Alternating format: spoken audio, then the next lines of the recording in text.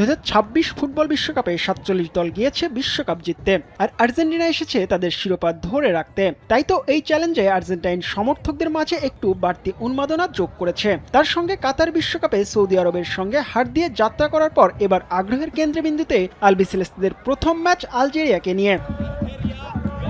স্বাগতিক দেশ যুক্তরাষ্ট্রেও Argentine আলজেরিয়ার high voltage match ঘিরে উৎসবের আমেজ ছড়িয়ে পড়েছে।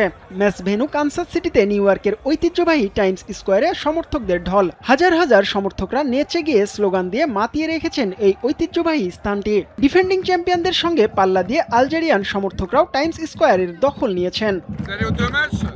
তবে এই উৎসবের মাঝেই যে বিষাদের রং ছড়িয়ে পড়েছে যুক্তরাষ্ট্রে। আলজেরিয়া আর্জেন্টিনাইন সমর্থকদের মধ্যে মারামারির ঘটনা মুহূর্তের মধ্যেই ছড়িয়ে পড়েছে নেট দুনিয়ায়।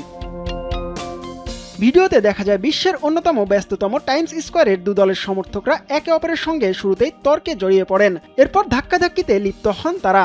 এখানেই থেমে যায়নি আর্জেন্টাইন আলজেরিয়ান ফ্যানরা, শেষমেশ দু দলের সমর্থকরা মারামারিতে জড়িয়ে পড়েন। উৎসবমুখর পরিবেশে এই ঘটনার কারণে মুহূর্তেই থমকে যায় টাইমস স্কোয়ার। তবে হাই ভোল্টেজ ম্যাচের আগে সমর্থকদের এই সংঘর্ষের মূল কারণ এখনও স্পষ্ট করে জানা যায়নি। জিহাদ আল হাসান, সময় সংবাদ।